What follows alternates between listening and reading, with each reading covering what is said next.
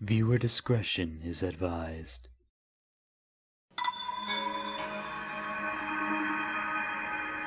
Hello once again, Internet, and welcome back to Bad Audio, also known as The Legend of Zelda Breath of the Wild. Yeah, like I said last time, we unfortunately are going to have to deal with some terrible audio quality for this one, because of how I have to record this. And if it's any consolation, it's just as annoying for me as it is for you, because I'm looking at a average-sized TV screen from across the room at about a 50-degree angle. So if it sounds terrible for you, rest assured it looks terrible for me. But anyway, last time we obtained, what did we get, Magnesis? Yeah, that's the first one you get. And now we're getting another fancy little doodad for our very obviously just like iPad. Have I addressed yet how bizarre this game is? I find it really interesting that as the Zelda series has progressed, they've just started gradually adding more and more technology to it. And I'm perfectly fine with that. I'm totally down with ancient technology. I love that sort of thing. As much of a trope as it is at this point, where basically everything has it, I unironically love that sort of thing. Like, I've been playing Final Fantasy XIV a lot, and holy crap is that game inconsistent with its themes. Oh, I almost threw a stick. Oh, I actually didn't mean to throw that over there, but yeah. That game in particular is extremely inconsistent with its theming, where you'll start off and, things are a little fantastical. Like, you literally start the game on a floating carriage being pulled by giant chickens. But, if for the most part, it's like consistently, wow. That explodes bigger than I remember. It's consistently fantasy, And then eventually it's just, oh, by the way, robots, spaceships, laser guns, explosives, all kinds of crazy shit. Ain't that something? And yes, it is something. But you know what? I love it. I unironically love it. It's fun. I'm actually usually not really bothered by anachronism in games. When details don't quite mesh necessarily, or at least if there is some kind of inconsistency with it. Well, not even inconsistency, but like, oh wow. What the? Why didn't that work? Why didn't I fly properly? I was supposed to make it all the way over there. What's happening? Zelda, are you jealous that I'm talking about another game? Is that what's wrong? I mean, it's not, but I like to think that. You know what? There is something kind of on my mind about that game in particular, but you know what? I'm just gonna treat this playthrough like vlog style. I'm just gonna talk about whatever's on my mind, and right now I have some shit to say. I have a bone to pick, as it were, with friggin' Final Fantasy right now, because people tell me that this is common for MMOs, which I thoroughly understand and already am aware of, but my God, like, just for some context. We are right on the tail end, essentially, of a new expansion, which just came out in June and is now about mid to end of July. And Stormblood came out. It was a new expansion, new story, new dungeons, new bosses, new gear, all kinds of crazy shit. And as they do, they gradually update the game after the expansion comes out with even more content. Sometimes just harder versions of the existing content, but, there it is nonetheless. One of the things that they love to do is they love adding new currency. And again, I'm fully aware that this is just how MMOs work, but it's still stupid, and I will not hear any defense of it, because it's cheap and dumb, and I hate it. But this new currency, I'll explain with this specific example that I'm talking about. I'm trying not to get too far away from my mic because I keep moving around a lot as I talk. But essentially, once you beat the game's main story, or at least the expansion's main story, then you're introduced to the post-game content, which is usually just like dungeons and extra bosses. they don't actually add new plot for a good while. And that's the case right now, since we're still kind of fresh off the new additions to the story and such. But, so one of the currencies that you obtain are called tomestones, which are basically just ancient, super advanced flash drives. Believe it or not, that's what they are. So, and you can exchange these for new stuff as you progress. As you reach the end game of each segment of the story or each new expansion, then you get some new ones and such, and they'll buy new specific stuff that you have to get by doing the content that's at your level. They added 2 new tomes that you can access at the end of Stormblood. When it first came out, you could only get these special ones called Verity tomes. These guys showed up right after you beat the final boss, and you can get them by doing some post-game stuff. There wasn't very much of it to begin with, but it was there nonetheless. So it was something for you. And you could get them by beating the bosses. And then you get stuff, and then you get gear for it. And that gear is the best gear in the game at the moment. Problem is, like, probably a week later, they added new content, and that content came with new currency, and about 2 new sets of gear that outclasses what was previously the best stuff. And what was previously the best stuff, you actually needed to wait multiple weeks to get anyway. So essentially, for only like 2-3 weeks maybe, there was a set of gear that was the best in the game, and if you wanted to get it, it took several weeks. By the time you got a handful of these items, they already released more that already outclasses it. And I know it's meant to be like a slow, gradual thing that you build up over time, but the problem with that is there's barely any content. Like, if they had more than 4 bosses to obtain the stuff from, then it would be fine. And you would actually take time to get through. But no, it's so frustrating. Because I don't like wasting my time, especially for, like, weeks, to get some stuff that I'm just gonna replace immediately anyway. Like, I hate doing that. It feels like such a waste of my time. And I already waste enough time on that game. My god, I've lost entire days to that freaking game. So it's just... it angers me. It angers me a lot. And you could argue that's not necessarily fair, but... oh, jeez. My point being, if you're gonna make me wait for weeks... oh, that's the thing. You have to wait so long because there's a cap on it. The other tomes that I didn't mention, the creation tomes, ooh. You can only get 450 of those in a week. You'll get those 450 in about 2 hours. And the cheapest item that you can buy is, I believe, 390. If you want the best gear, which is the body gear and leg gear, that's 890. So you need to wait 2 weeks for one item. And by that point, the gear is going to already be obsolete anyway. It's like, what's the frigging point? That's my only real frustration with the game, to be honest. Like, I've been playing it for like 9 months now, and I love it, but that infuriates me. You know what? Legend of Zelda, that's a thing still. On this desolate plateau, the only pleasure that brings me comfort is cooking. And today, I outdid myself. Truly, I created the perfect dish. I call it spicy meat and seafood fry. A cook, I am not. This recipe not only restores health, but it also keeps me warm, even when traveling in the snowy mountains. With this dish at my side, I would no longer have need of that itchy warm doublet.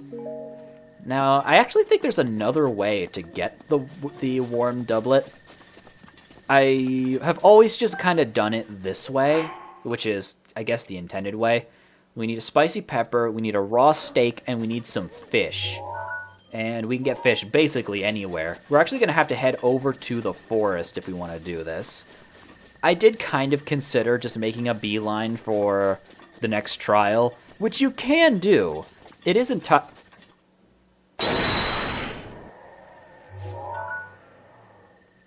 What? I'm sorry, what?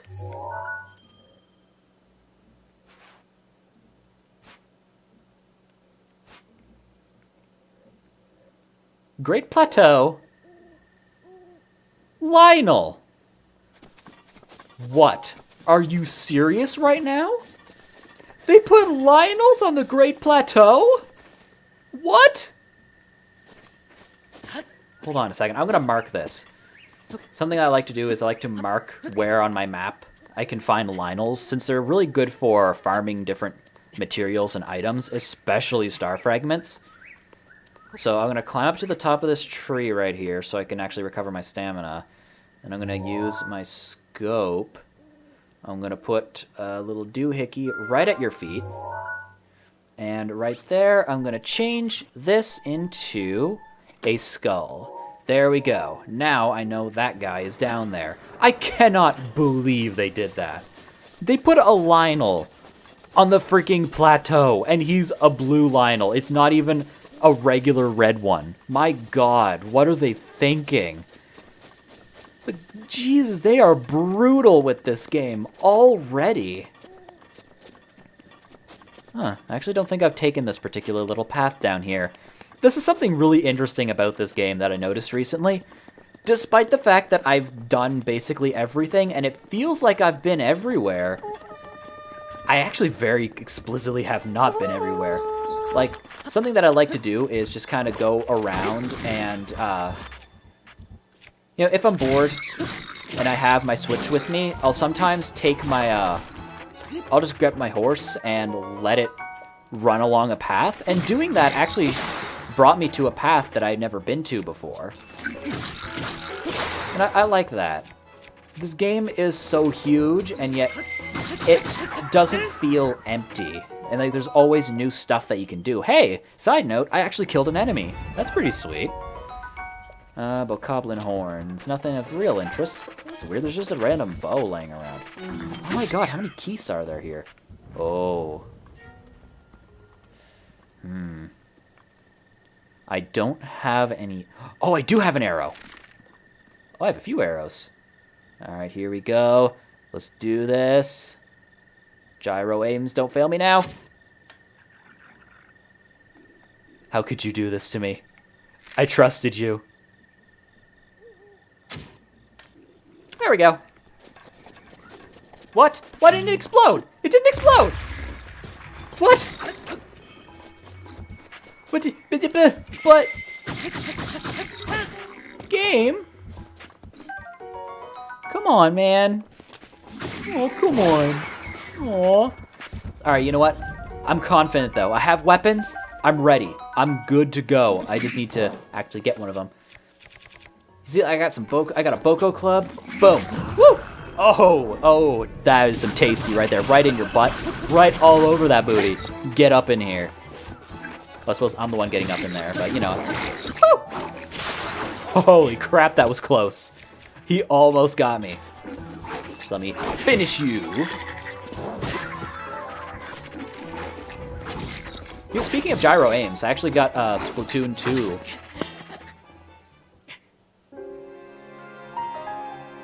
I died. God damn it. What was I saying? Speaking of gyro aims, right. I got Splatoon 2 the other day. Been playing it with Durgan. And there's something really interesting there, because I didn't really care that much for the first Splatoon. The thing that I liked the most about it was Octo Valley, because the story in that game is weirdly good, which is kind of surprising to say, but it is. And it was great fun. I liked it.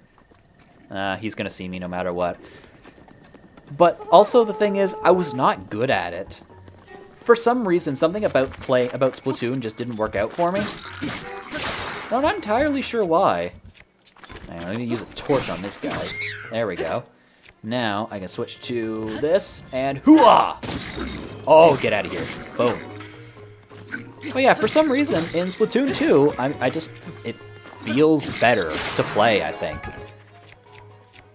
Which actually kind of leads me into something, because I actually want to talk about the Wii U a little bit, because that's where my brain is right now. My brain goes all over the place, and you're going to find that I'm just going to ramble a lot. And one of the things people complained about with the Wii U was the gamepad. I don't know why exactly, but I love it. It's perfectly sized for my hands, and that it really works out for me. I like it a lot. Oh, here we go. Here we go. This is the one.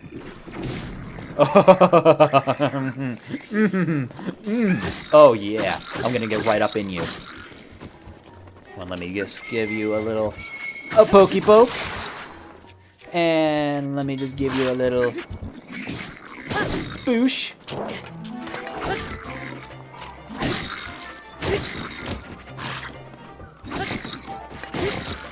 Oh yeah, this is the way to do it right here.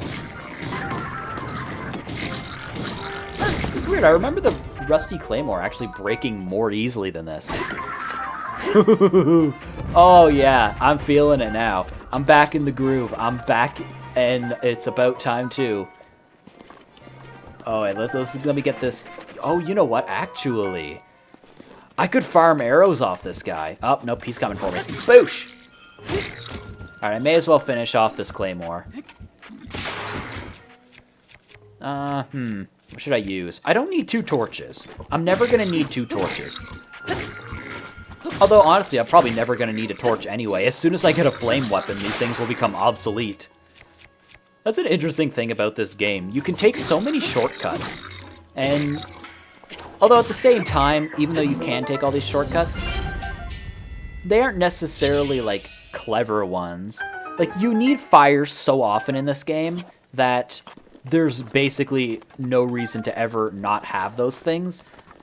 But you can basically negate the need for things like fire arrows or having a torch if you just have a flame weapon.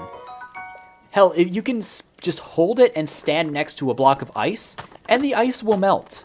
You don't need to use any items on it, and it'll take no damage. You can even swing it to make it go a little faster. And as long as you don't actually hit the ice, it'll be perfectly fine. Where am I going? See, we got a lake right there. I'm going to head right up to the forest, though. Oh, you know what? I'm going to take these guys out now. Yeah. See, I feel powerful now. I feel ready to go. Me and my red t-shirt. I actually have weapons again. So I can finally do things. Yum. See, I honestly think that this is something that this game does really well, which is just making you feel powerful. Even later on in the game, when you are decked out to the teeth and don't have to ever worry about running out of a weapon again, you still have to play the game in order to succeed. You can't just let the game win for you, you know?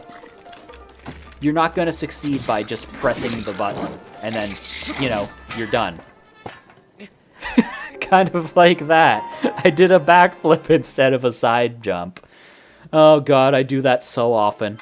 Okay, maybe I shouldn't kill everything still. I keep forgetting that I am fragile as shit.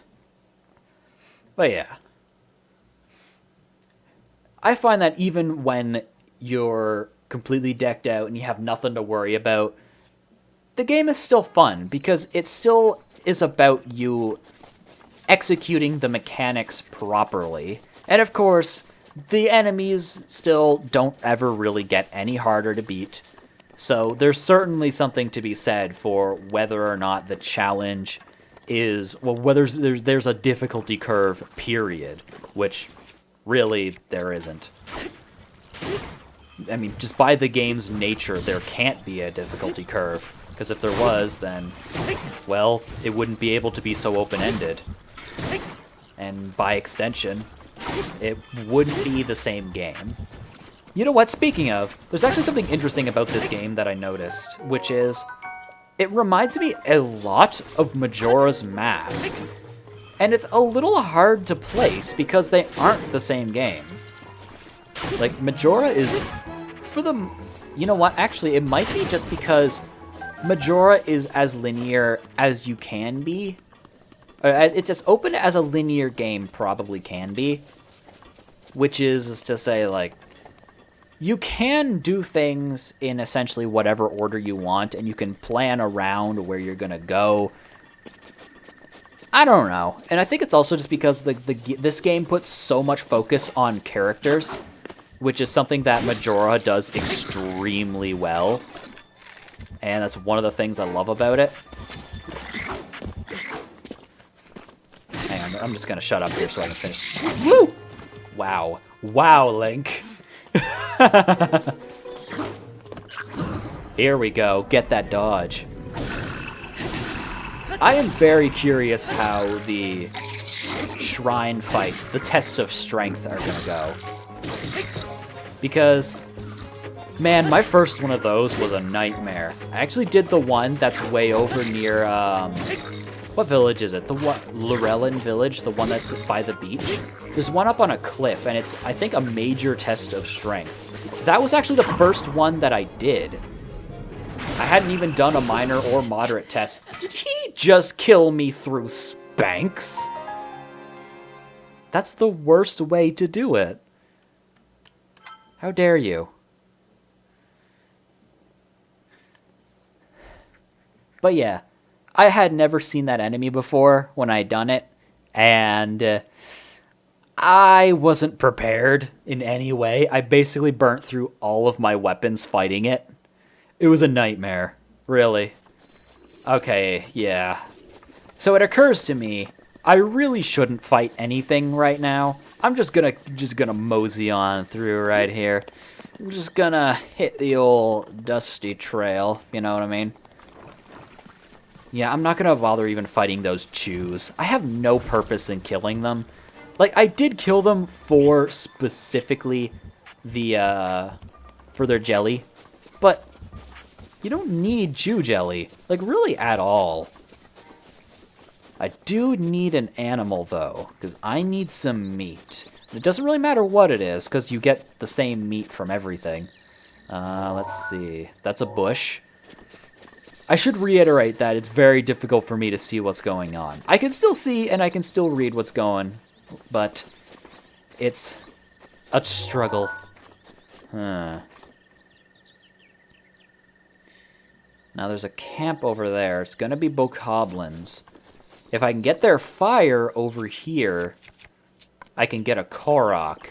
I want to get as many Koroks as I can early, since that will let me carry more weapons and essentially stockpile them. Let's see. I don't actually see any enemies. Are there no enemies here? Really? Hey, works for me. All right. And there's a campfire, so I can cook some stuff. Yeah, just let me just give that a little dibbly. Take some arrows, free arrows. Thank you. I'll take a torch. It's a nice little handy weapon in case I need it. And I can just take this right over here and give it a little boosh. There's something really stupid about those little piles of leaves, though. And that is, you can't blow them away. I was convinced that you had to blow it away with a Korok leaf. And that makes sense, right? Have your rock back. That makes sense, right? I'm not being crazy with that, am I? I don't know. I'm wondering if I should bother cooking something right now, because I'm not going to be able to make anything really particularly good. Because I don't really have... I suppose it'd be nice to get a little head start on this stuff. There we go.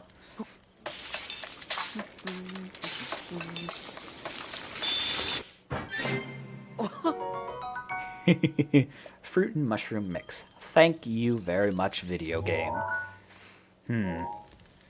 I don't see any animals yet, though. Oh! Wait. God damn it, that's the old man. I didn't even know you were here. What are you doing?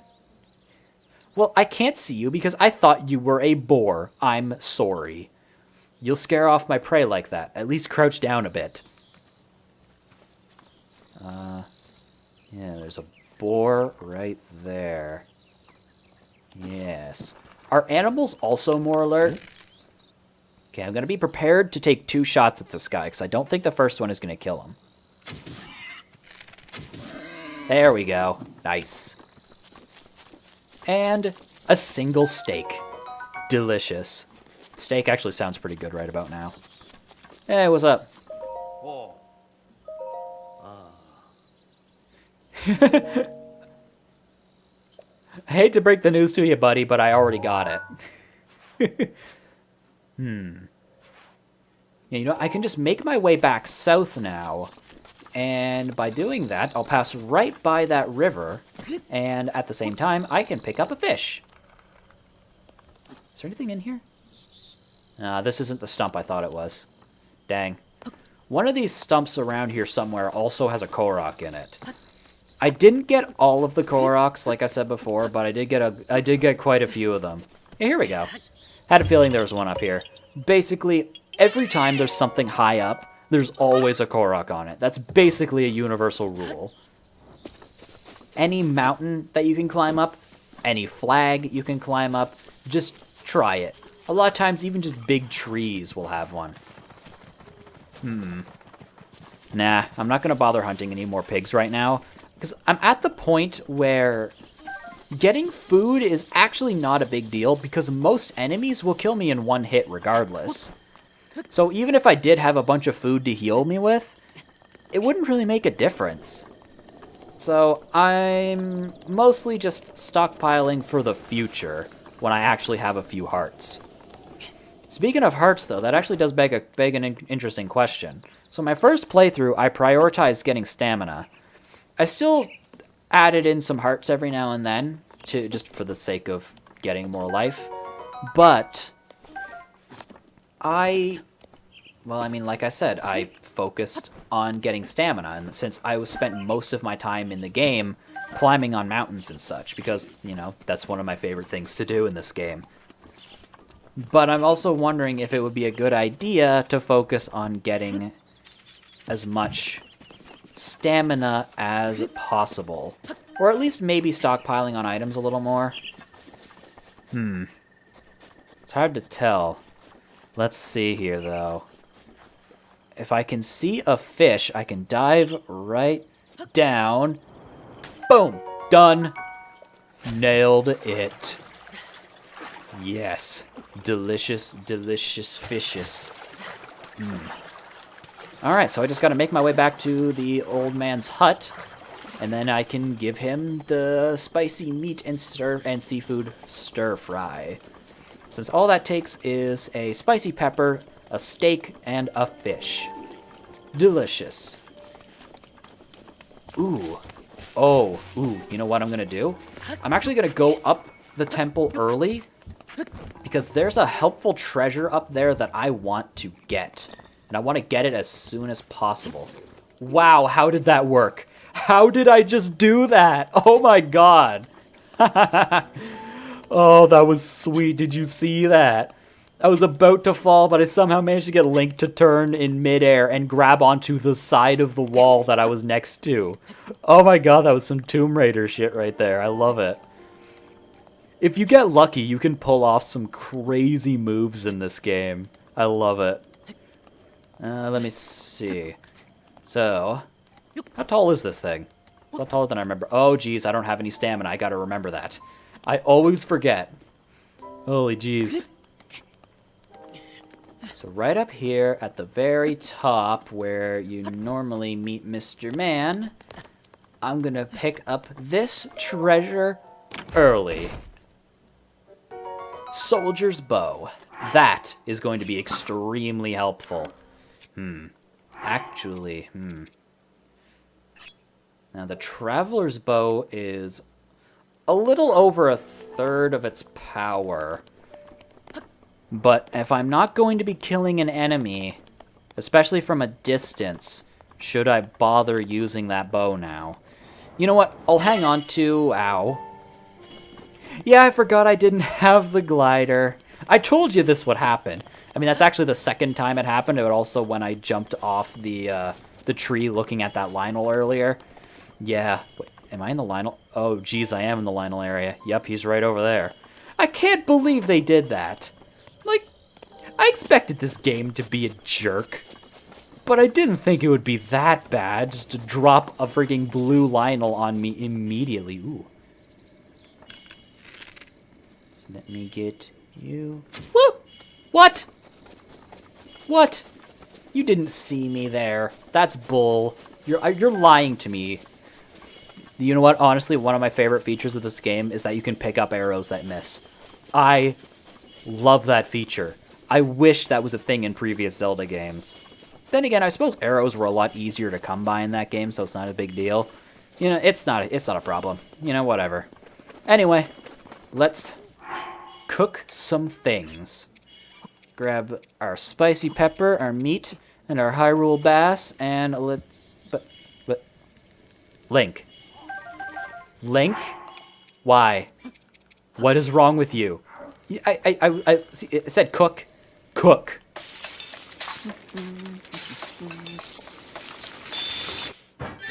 I love that sizzling sound right at the end. It's such a nice sound. Let's see. I think he's over at the trees during the day. Yep, there he is. I can see him way over there. Oh, that was a bird. I thought it was a mushroom. Again, I can't see very well. Alrighty. Hey, buddy, what up? What you doing? Getting a tree to fall exactly where you want is quite an art. The trick is to turn your hips so they face where you want the tree to land. It's actually pretty straightforward. It just goes directly where Link is facing. If you draw an imaginary line between where Link is standing and the center of the tree, then that's just where it's gonna fall. Okay, it looks like I have to talk to him at night. Yes, I know I can pass time at the fire.